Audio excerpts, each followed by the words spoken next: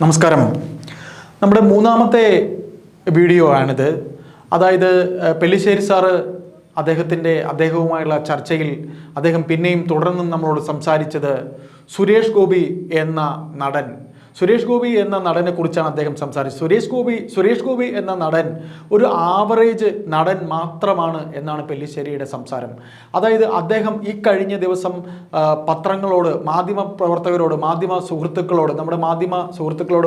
പ്രവർത്തകരോട് പെരുമാറിയ രീതി ഒട്ടും ശരിയായില്ല. അദ്ദേഹത്തിനൊരു മന്ത്രി ആയിരിക്കാനുള്ള യോഗ്യത ഇല്ല എന്ന് പറയുന്നു. അദ്ദേഹം ഇത്രയും വലിയൊരു നന്മ മരമായി നിൽക്കുമ്പോഴും സ്വന്തം ഭാര്യയെയും കുട്ടികളെയും കുടുംബത്തെയും കളഞ്ഞുകൊണ്ട് ഒരു ചെറുപ്പക്കാരിയായ നടി, അതായത് മമത മോഹൻദാസ് എന്ന നടിയുടെ പിറകെ പോയ കഥ പെല്ലിശ്ശേരി പറയുന്നു. പെല്ലിശ്ശേരി എപ്പോഴും അദ്ദേഹത്തിൻ്റെ ലേഖനങ്ങളിൽ, അദ്ദേഹം എഴുതുന്ന സിനിമാ ലേഖനങ്ങളിൽ ഒരു വളരെ നമ്മൾ വായിക്കുന്ന, നമ്മുടെ ഫ്രെയിം ടു ഫ്രെയിം കൊണ്ടുപോകുന്നത് പോലെ പറഞ്ഞു പോകുന്ന അദ്ദേഹത്തിൻ്റെ ഒരു ഭാഷയുണ്ട്. ആ ഭാഷയിൽ അദ്ദേഹം പറയുകയായിരുന്നു നമ്മളോട്. അതായത് കൊച്ചിയിൽ നടന്ന ഒരു സിനിമയുടെ ചിത്രീകരണം, ഷാജി കൈലാസ് എൻ്റെ ചിത്രമാണ് എന്നാണ് അദ്ദേഹത്തിൻ്റെ ഓർമ്മയിൽ നിന്ന് അദ്ദേഹം പറഞ്ഞത്. ആ സിനിമയുടെ സെറ്റിൽ അഭിനയിക്കാനായി വരുന്ന സുരേഷ് ഗോപി അദ്ദേഹത്തിന് വേണ്ടി രംഗം സജ്ജമാക്കി സംവിധായകൻ ഷാജി കൈലാസും തിരക്കഥാകൃത്തും മറ്റ് യൂണിറ്റ് അംഗങ്ങളും തയ്യാറായി നിൽക്കുമ്പോൾ അദ്ദേഹത്തിനൊരു ഫോൺ വരുന്നു. ആ ഫോണും കൊണ്ട് സുരേഷ് ഗോപി 15 മിനിറ്റോളം സംസാരിക്കുന്നു.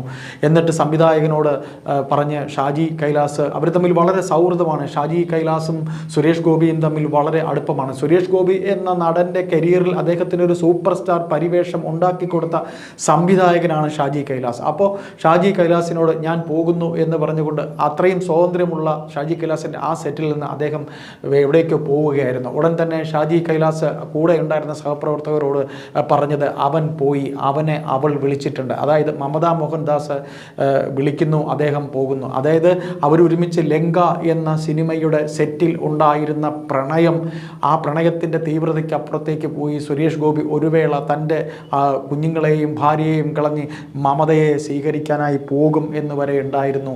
അങ്ങനെ ആ ഇറങ്ങിപ്പുറപ്പെട്ട സുരേഷ് ഗോപിയുടെ കുടുംബത്തെ രക്ഷിക്കാനായി മമ്മൂട്ടി ശ്രമിച്ച ആ മമ്മൂട്ടിയാണ് തൻ്റെ കുടുംബം തകർത്തതെന്ന് ഒരു വേള സുരേഷ് ഗോപി പറഞ്ഞിട്ടുണ്ട്. എത്രയെങ്കിലും വർഷം അവർ പിണക്കത്തിലായിരുന്നു എന്നും കഥയുണ്ട്. ഇങ്ങനെ മമ്മൂട്ടിയും സുരേഷ് ഗോപിയും കൂടെ മേൽ ഉണ്ടായ പിണക്കം, അവർ ഒരു സെറ്റിൽ സുരേഷ് ഗോപിയും മമ്മൂട്ടിയും ഷാജി കൈലാസിൻ്റെ ചിത്രത്തിൽ ഒരുമിച്ചൊരു സെറ്റിൽ ഉണ്ടായിരുന്നിട്ട് പരസ്പരം മിണ്ടാതിരുന്നത് മുതൽ സുരേഷ് ഗോപിയുടെ മമതയുമായിട്ടുള്ള പ്രണയവും മറ്റു കാര്യങ്ങളും വീണ്ടും പെല്ലിശ്ശേരി നമ്മോട് വിവരിക്കുകയാണ്. അങ്ങനെ നമുക്ക് പെല്ലിശ്ശേരിയുടെ ആ വർത്തമാനത്തിലേക്ക് പോകാം. സുരേഷ് ഗോപിയുടെ കാര്യം നമ്മൾ ഒരു കാര്യം ആലോചിക്കേണ്ടത്, സുരേഷ് ഗോപിയെ കുറിച്ച് മാത്രമല്ല പലരെ കുറിച്ച് ഇങ്ങനെ പലരും കേൾക്കാറുണ്ട്.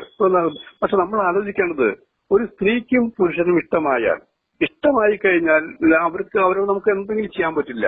ഇപ്പൊ ഉദാഹരണമായിട്ട് പ്രേംനസീറും ഷീലയും വർഷങ്ങളോളം 10, 85, 90 സിനിമകളിൽ നായകന്മാരായിട്ട് അഭിനയിച്ചിട്ടുള്ളത്. അവര് തമ്മിലാണ് ഏറ്റവും കൂടുതൽ അടുപ്പമുണ്ടായിരിക്കുന്നത്. അവര് ഭാര്യാഭർത്തക്കന്മാരോ ജീവിച്ചിരുന്നു എന്ന് പറഞ്ഞിട്ടുണ്ട്. അപ്പൊ അത് ഷീലയെ കല്യാണം കഴിക്കാമെന്നുള്ള വാഗ്ദാനം കൊടുത്തിരുന്നാ പറഞ്ഞത്. പിന്നീട് അത് നടന്നില്ല. അതിന്റെ പേരിൽ പൊട്ടിത്തെറികള്, ഷീല അകന്നു നിന്നു, ജയം അകന്നു നിന്നു, വലിയ പ്രശ്നങ്ങളുണ്ടായിരുന്നു. അതൊക്കെ എല്ലാം പലർക്കും അറിയാവുന്ന അങ്ങനെ കുറെ കാര്യങ്ങള് ഇപ്പൊ നമുക്ക് മലയാള സിനിമയെ കുറിച്ചേ പറയാം. മലയാള സിനിമയിൽ ഉണ്ടായിട്ടുണ്ട്, പ്രണയം ഉണ്ടാവാറുണ്ട്, സൈലന്റ് പ്രണയം ഉണ്ടാവാറുണ്ട്. അപ്പൊ കല്യാണവും പ്രണയവും രണ്ടായിട്ട് കാണുന്നവരുണ്ടെന്ന് ആലോചിക്കണം. അത് അവരുടെ സ്വകാര്യതയാണ്.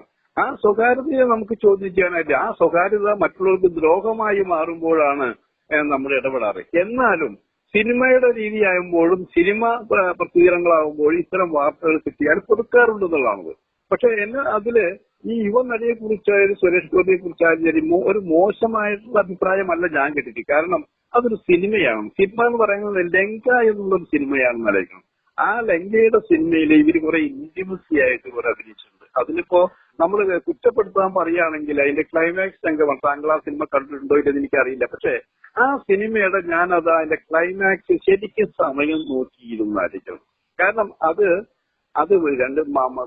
കൊലപ്പെടുത്താൻ വേണ്ടിയുള്ള സംഭവമാണ്. ചുംബനത്തിലൂടെ വിഷം അങ്ങോട്ടും ഇങ്ങോട്ടും കൊടുത്തുകൊണ്ട്, അപ്പൊ ആ കൊടുക്കുമ്പോൾ തന്നെ ആ ഒരു ഏകദേശം ഒരു 10 മിനിറ്റ് താഴെയായിട്ടാണെങ്കിൽ ലിപ്റ്റോപ്പ് ചുംബനം നല്ല പറയണ്ടതിന്റെ. അത് നമ്മൾ കണ്ടാല് ഇപ്പോ ആ യുവനടി എന്ന് വെച്ചാല് മമത മോഹൻദാസ് ആണത്. മമത മോഹൻദാസ് അതിമനോഹരമായിട്ട് അഭിനയിച്ചിട്ടുണ്ട്, സുരേഷ് ഗോപി മനോഹരമായിട്ട് അഭിനയിച്ചിട്ടുണ്ട്. അതിലും ചില അവരുടെ വായിലുള്ള പോയിസൺ അങ്ങോട്ടെങ്കിലും കൊടുപ്പിക്കാൻ വേണ്ടിയിട്ടുള്ള സംഭവം ഒന്ന് ആലോചിക്കണം. പക്ഷെ അപ്പൊ നമ്മൾ കാണുമ്പോൾ അറിയാം, ഇതൊക്കെ മലയാള സിനിമയിൽ ഇങ്ങനെ വന്നു, അത് സുരേഷ് ഗോപി ഇങ്ങനെ ചെയ്യോ, മമത ഇങ്ങനെ ചെയ്യോ എന്നൊരു ചോദ്യങ്ങൾ ഉണ്ടായിരുന്നു ആലോചിക്കണം. അതിനെ തുടർന്നാണ് ചില കിംവദന്തികൾ ഉണ്ടായിരിക്കുന്നത്.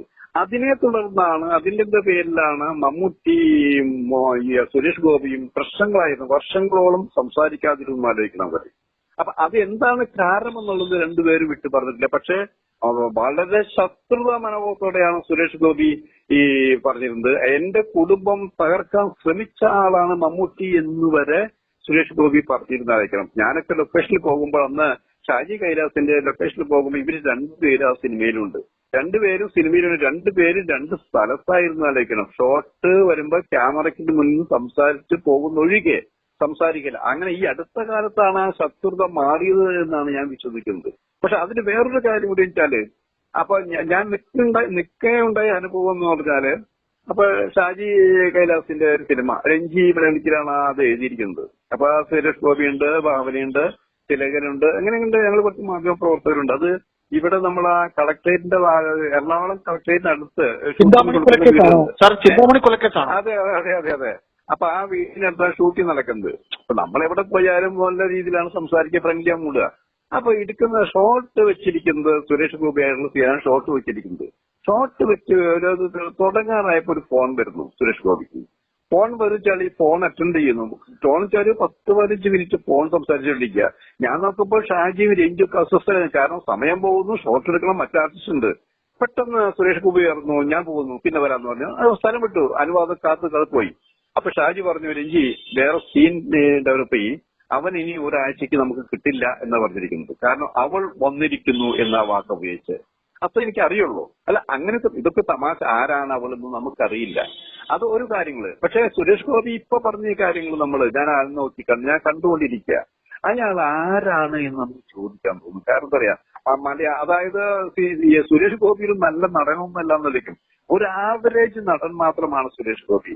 ആ ആവറേജ് നടന് ഒരു കിരീടമായി കിട്ടിയത് ഇന്ത്യയിലെ നല്ല നടന്മാരിൽ ഒരാളായി എന്നുള്ള ഒരു അവാർഡ് മാത്രം കിട്ടിയതാണെന്ന് ആലോചിക്കണം. ആ അങ്ങനെയുള്ള സുരേഷ് ഗോപി പത്രമാസികൾ, മാധ്യമങ്ങൾ എല്ലാം ഞങ്ങളടക്കമുണ്ടായിരുന്ന ആൾക്കാരും നല്ല പ്രോത്സാഹനങ്ങൾ കൊടുത്തിരിക്കുന്നതാണ്. അങ്ങനെയുള്ള സുരേഷ് ഗോപി ഇന്ന് മുകേഷിന് വേണ്ടിയാണ് വാദിച്ചത്, പത്രക്കാരുടെ തട്ടിക്കയറിയെന്ന് ആലോചിക്കണം. അപ്പൊ അതേ സമയത്ത് ഞാൻ അപ്പൊ തന്നെ കെ സുരേന്ദ്രന്റെ അവരുടെ BJPയുടെ നേതാവ് സുരേന്ദ്രൻ ഇതിനെതിരായിട്ട് ഇരിക്കുന്നു എന്നുള്ളതാണ് ശരിക്കും. അപ്പൊ സുരേഷ് ഗോപി വാദിച്ചത് ആർക്ക് വേണ്ടിയിട്ടാണ്? എം മുകേഷല്ല, മുകേഷിനെ കുറിച്ച് പരാമർശങ്ങൾ വന്നുകൊണ്ടിരിക്കുന്നു. അവിടേക്കാണ് ഇത് വന്നത്. ഇത്തിരി തരം താണ രീതിയിൽ ഒരു കേന്ദ്രമന്ത്രി, വെറും ഒരു സുരേഷ് ഗോപി ആണെങ്കിൽ പറയുന്നതുകൊണ്ട് ഒരു കുഴപ്പവുമില്ല. കേന്ദ്രമന്ത്രിയായ സുരേഷ് ഗോപി ഇങ്ങനെ പത്രങ്ങളോട് തട്ടിക്കയറി, അതായത് പീഡിക്കപ്പെട്ട അവർക്ക് ആ രീതിയിൽ ഈ നടന്മാർക്ക് വേണ്ടി വാദിച്ചത് തെറ്റെന്നല്ല, ഗുരുതരമായ തെറ്റെന്നേ നമുക്ക് പറയാൻ പറ്റുള്ളൂ എന്നുള്ളതാണ്. അതൊക്കെ വരുമ്പോ എന്താ, ഒന്നുകില് ഇവര് അത് നമ്മൾ പറയല്ലേ, ഈ ചില കാര്യം ഇവർ അർഹതപ്പെട്ട അതൊന്നുമല്ല ഇവർക്കൊന്നും. അർഹതപ്പെടാത്ത കിട്ടിയപ്പോ അതിന്റെ ഹൈലൈറ്റ്, അതിന്റെ ശരിക്കും ഒരു സുഖിക്കുകയാണ് ആ അധികാരം വെച്ചതാണ്. അതൊക്കെ കണ്ടുകൊണ്ടിരിക്കുന്നത്. അല്ലെ MP ആയി സത്യപ്രതിജ്ഞ എന്തു ചെയ്തു നമ്മൾ ആലോചിച്ചു, എന്താ ചെയ്തു? ഇത്രയും സ്വാതന്ത്ര്യത്തോട് കേന്ദ്രമന്ത്രി ഇവിടെ വന്നിട്ട് ഇങ്ങനെ ഈ 2 പോസ്റ്റുകൾ, 2 വകുപ്പുകളും കിട്ടി. ഈ കേരളത്തിലെ ഇന്ത്യയിൽ എവിടെ ഇവരെന്ത് ചെയ്തു നമ്മൾ ആലോചിക്കേണ്ടല്ലേ? അപ്പൊ ഇവർക്കൊക്കെ സ്ഥാനമാനങ്ങൾ കൊടുക്കുന്നത് വെറുതെയാണ്. ഇവരൊക്കെ ആ സ്ഥാനത്ത് ഇരിക്കരുതുള്ള പക്ഷക്കാരാണ് ഞാൻ.